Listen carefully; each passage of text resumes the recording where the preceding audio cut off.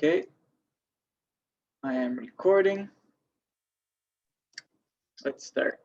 So just before we start, can you guys see when I flip through the slides like this?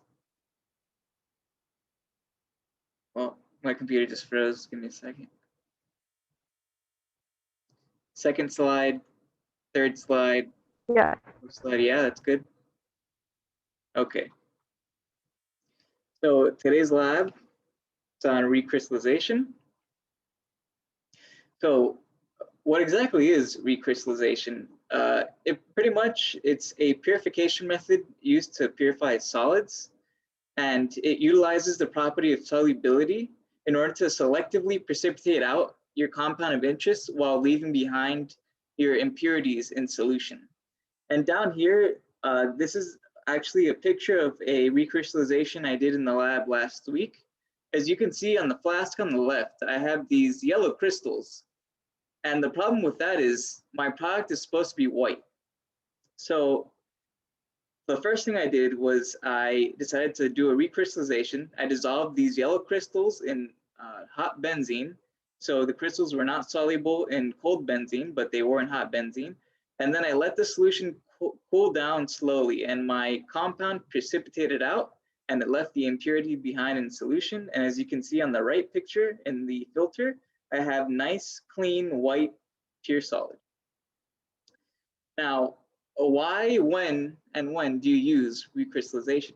So the reason why you have to use recrystallization in the first place is because in real life, when you do a reaction in the lab, you're not going to get a pure product, almost never. When you run a reaction, a lot of reactions are equilibrium reactions, so you're going to have unused reactants still in the mixture. You might also have a minor product. So if compounds C and D are your products, maybe C is the major product and that's the product of interest, but D is a minor product that's an impurity. And you also might have side reactions which give you side products, that's E. So if these products are all solids, what you're going to end up with is an impure mixture. So if the amount of impurity present isn't very large, so if most of that mixture is your product, you can use recrystallization to purify your target compound. So the process of recrystallization. Now, before I go through these, I just want to state that these aren't the steps in the lab manual. This is kind of my condensed version of what the steps are. So the first step I have here is to heat up the solvent, but the actual first step is to find the proper solvent for your recrystallization. And ideally, what you're looking for is, and this is an ideal case, you want to find a solvent that can either dissolve your impurity, but not your compound of interest, or dissolve your compound of interest, but not the impurity. That way, you could just filter them off from each other. But in my experience, it's rarely the case that you find a solvent that can do this. And the best that you could hope for is a solvent that dissolves both your impurity and your compound, but the solvent should, the impurity should be more soluble in this solvent. And also, it shouldn't dissolve your compound of interest when it's cold, but it should dissolve it when it's hot. So the process. The first step is you want to heat up your solvent using some heat source. You want to heat it up to its boiling point. In this picture, I drew a campfire as my heat source because why not? It's also important to note that if you have a flammable solvent, you don't want to use an open flame to heat it because it could catch on fire. You want to use something like a hot plate or a hot water bath. So step 2 is to add the hot solvent to your impure mixture, which is a solid. And it's important when you add the hot solvent to the mixture in order to dissolve it, you use a minimal amount of hot solvent, so the least solvent possible. And this is important because if you add too much solvent, you're going to affect your yield. It's going to be lower. So you add the hot solvent, and step 3 is to let the solid dissolve. So it could take a few minutes for the solid to dissolve. So don't just add hot solvent, swirl it around for 30 seconds and say, oh, it hasn't dissolved, I need to add more. You could just leave it there for a few minutes, stir it with a glass stir rod, and see after a few minutes if it doesn't dissolve, then you add a little more hot solvent and repeat that process until everything dissolves. Now, if you have particles in there that didn't dissolve, then you need to do step 4, which is filter. So you do gravity filtration.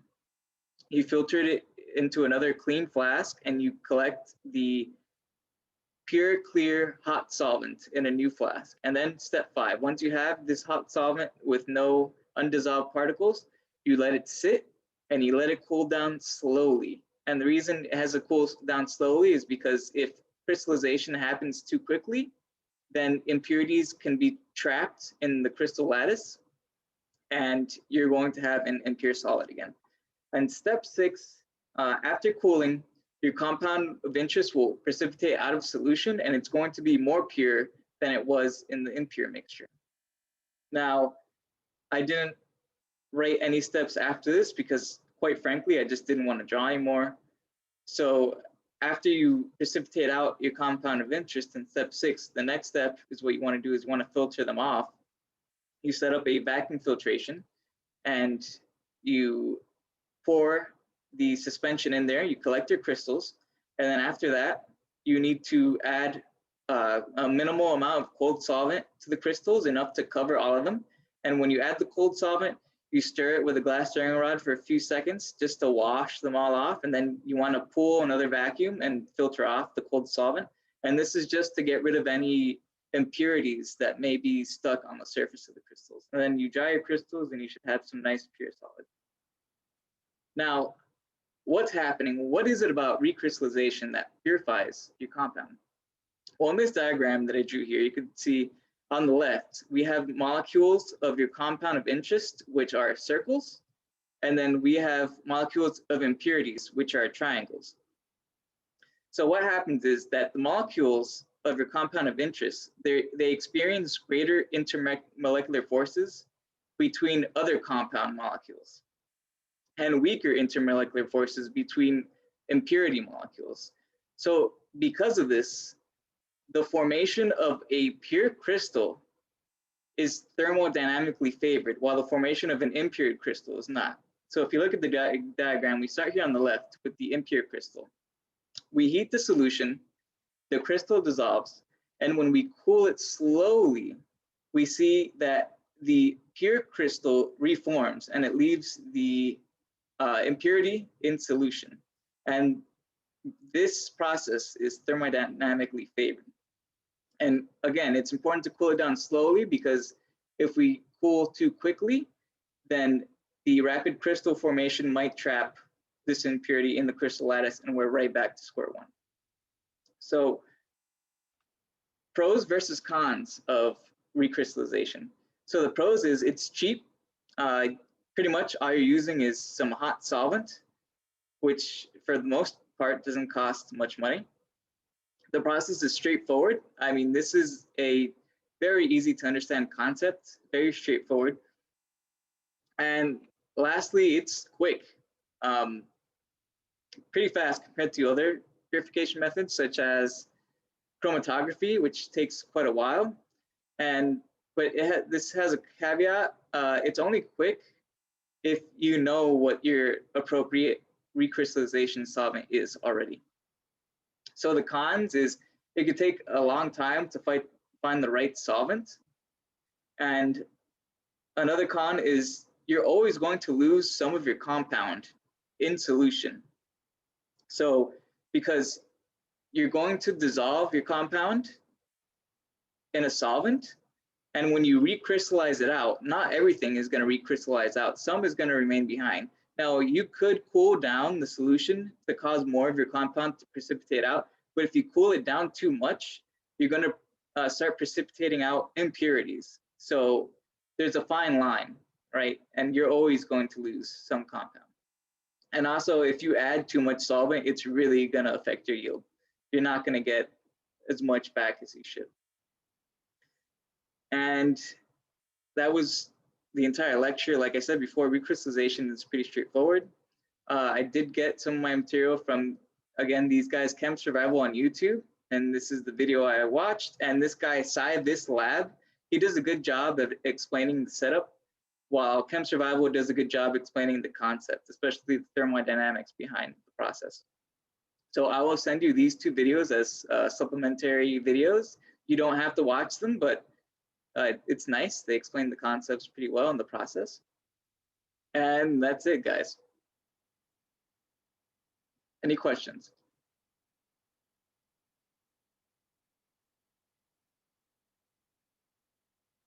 Okay, I'm going to stop recording.